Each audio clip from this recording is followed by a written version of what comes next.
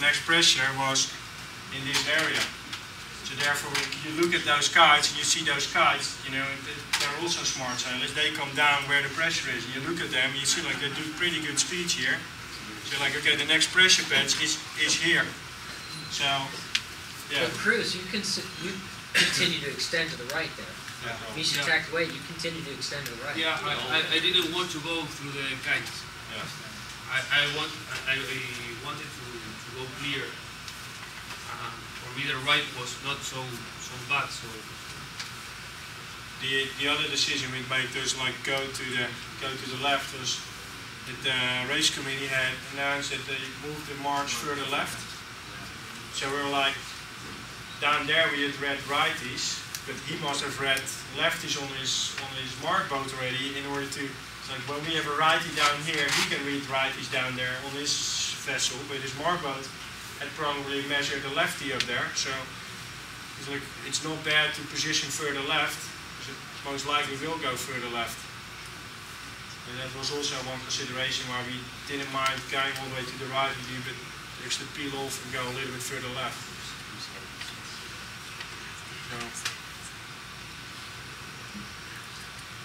But does it hurt? Yeah, it definitely hurt you if you sail through all those spinnakers.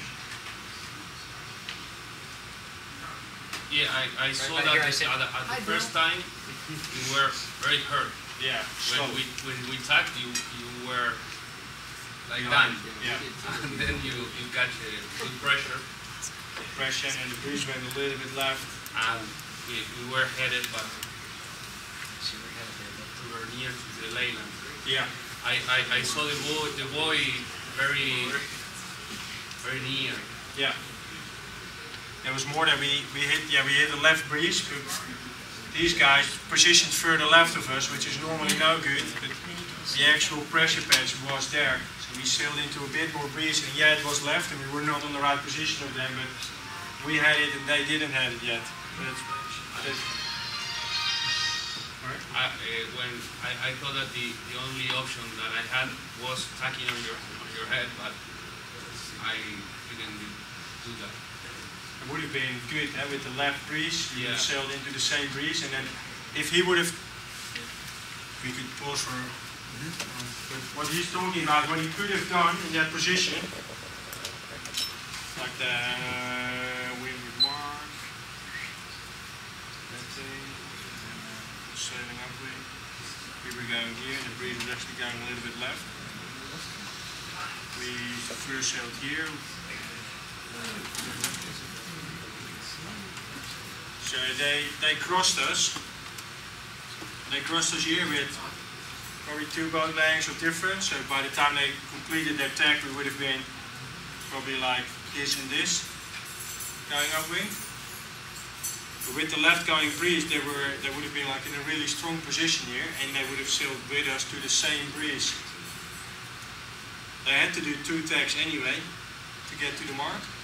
So if they did it here, they could actually control us somewhat going out to that ley line. Because if we're going out here and they see like, okay, we got a little bit of speed and they manage to, this gap is too big, we can tack. If they see like, oh, we're getting close to that ley line and they crack off and they start to sail really close to us, now we have to wait for them to tack before we can tack, so they can actually lead us out to the mark again. Does that make sense? So the first bit, you try to keep your distance, but therefore it's important to know like where roughly is that ley line. Because if you do this really early, it's pretty hard to sail on somebody's transom all the time without losing that bit of distance. If you do it at the last moment, you're like right there, you control them, and the boat on the right of you has a hard time, even though you're on board. For us, it was mostly that once we knew they had to do 2 tacks to R1, then it was, because we only had to do 1 tack in, now they were going to have to do 2. Yeah. So for us, that was pretty clear. That we were gaining on them. Yeah, 2 tacks in this type of breeze is really dangerous. Yeah, you were smiling already. Yeah, but like you said, like when you crossed us, what he said, like they discussed already, when we crossed them, shall we go on their hip or shall we continue a little bit? and they also saw the pressure coming, so they were like, oh, we continue a little bit, and then so ended the pressure up. It was just that that pressure gave us a little bit more for us than earlier for us than for them, so therefore we gained a little bit of distance on them. But that is the game of like looking on water and making the decision.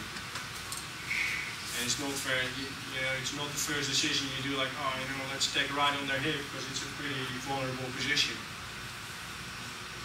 You rather keep some separation. So we see this boat going across, and so we see this boat tack and actually hurting this boat. Like this is about 45 degrees, so you're in bad air there. And see one stage he's speeding up. He's putting the bow down to go to a position where he potentially gets free air again.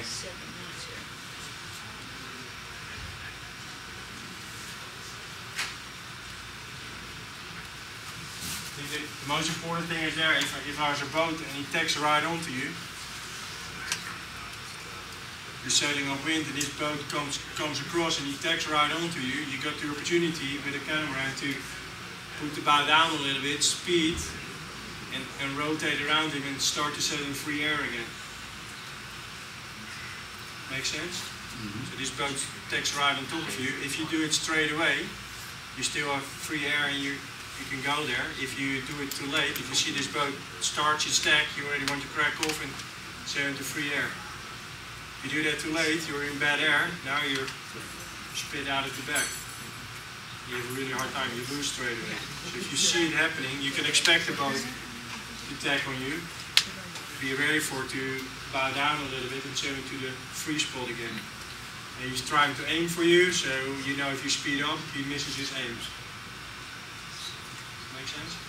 You can see what everybody remembers this area on the second upwind. You can see the speed of this boat here at 1.1. Everybody up in here, there was no breeze at all, and there was actually, I believe they went in irons, and we were also stuck in this whole area up here. There was nothing up here because of all the boats going over the top of us. It's a terrible place to be. Yeah, it's a terrible place to be. You can see like this boat is straight into this. Here's a whole curtain of sails which is blocking the breeze to that area, especially in these light conditions. You want to be. Would you overstand then? Yeah. Light condition.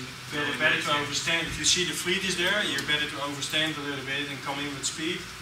And let all the other suckers stay in those positions because you pass them straight away. You do a little bit more distance, but you stay in free air and you can sail speed. You can see also how far that shadow went. They're down here at 1.4 as well. And it just sucked everything out. And these guys are up here at, their chutes up at 6 and 7 knots.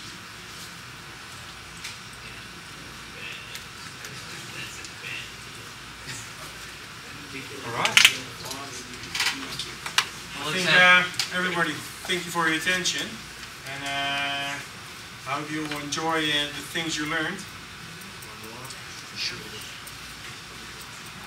And thank you, Mischa.